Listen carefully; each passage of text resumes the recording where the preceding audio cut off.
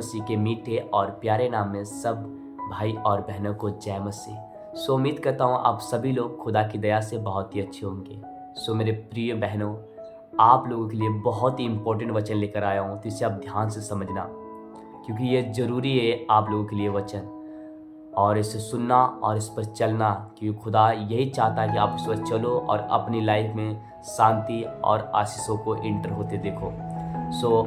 आइए मेरी प्यारी बहनों, में आप लोग के बीच में वो वचन शेयर करता हूँ जो कि लिखा है पहला तीमुथियुस 2:9 में लिखा है, वैसे ही स्त्रियां भी संकोच और संयम के साथ सुहावने वस्त्रों से अपने आप को संवारे, न कि बाल गूंथने और सोने और मोतियों और बहुमूल्य कपड़ों से, पर भले कामों से, क्योंकि परमेश्वर की भक्ति करने वाली स्त्रियों को यही उचित भी है। और मेरी प्यारे बहनों, पतरस क्या कहते हैं, आइए मैं उस पतरस की बातों को भी देखते हैं हम, जो कि लिखा है पहला पतरस 3 अध्याय और 3 आयत में लिखा है, तुम्हारा श्रृंगार दिखावटी न हो, अर्थात बाल गूंथना और सोने के गहने या भांति भांति के कपड़े पहनना, वरन तुम्हारा छिपा हुआ और गुप्त मनुष्यत्व नम्रता और मन की दीनता की अविनाशी सजावट से सुसज्जित रहे, क्योंकि परमेश्वर की दृष्टि में इसका मूल्य बड़ा है। पूर्व काल में पवित्र स्त्रियां भी जो परमेश्वर पर आशा रखती थी, अपने आप को इसी रीति से संवारती और अपने अपने पति के अधीन रहती थी। मेरी प्यारी बहनों, वचन हमसे बताता है कि एक स्त्री को किस तरह रहना चाहिए और किस तरह पहनना चाहिए और किस तरह उसका स्वभाव होना चाहिए। ये वचन बता रहा है। इस वचनों को आपको खुल के और डिक्लेयर करूंगा, इन बातों को जो वचन बता रहा है, तो आप इसे ध्यान से समझना।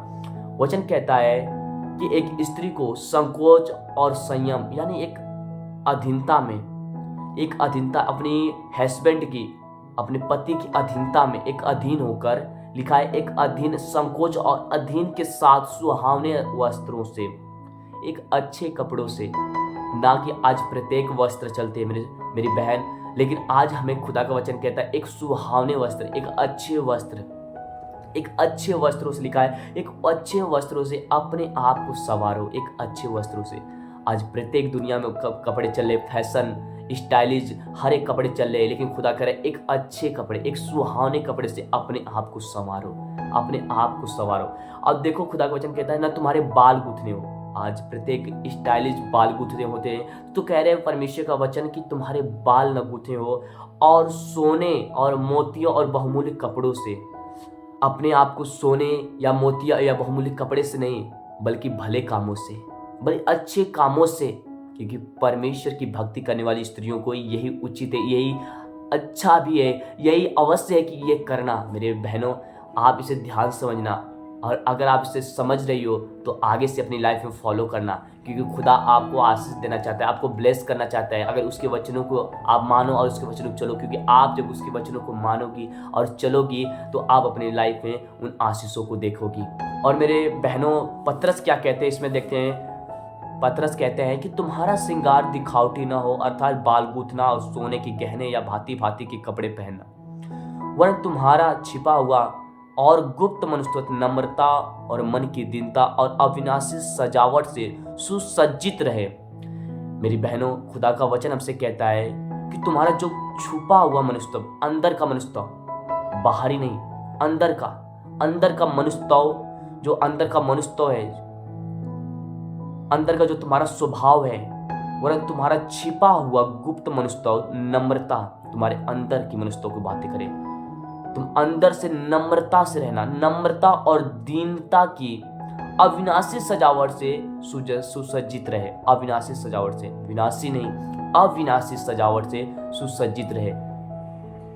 मेरे बहनों, परमेश्वर का वचन कहता है और पतरस कहते हैं कि तुम्हारा श्रृंगार, तुम्हारा सजावट अविनाशी हो, विनाशी नहीं। तुम्हें देखकर कोई पाप में न गिरे, ऐसा तुम्हारी सजावट हो।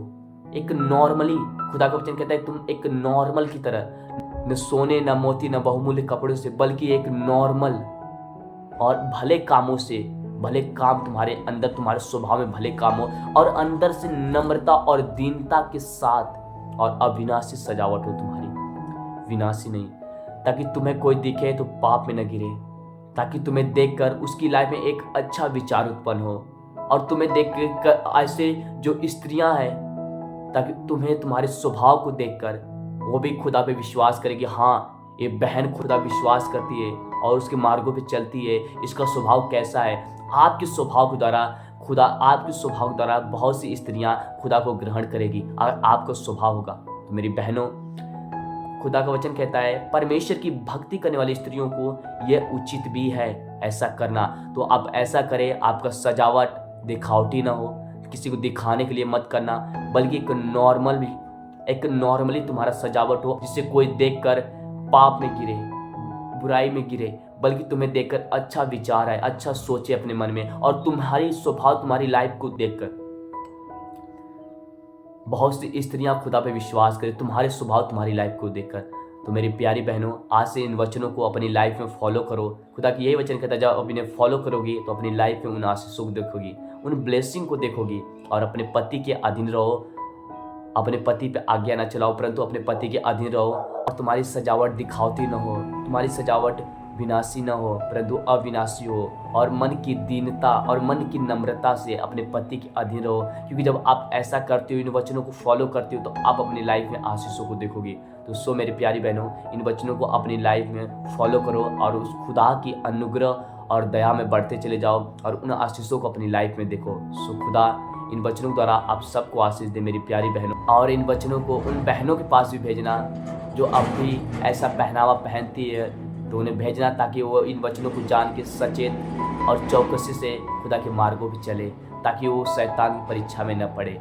मेरी प्यारी बहनों, खुदा इन वचनों द्वारा आप सबको आशीष दें। God bless you all.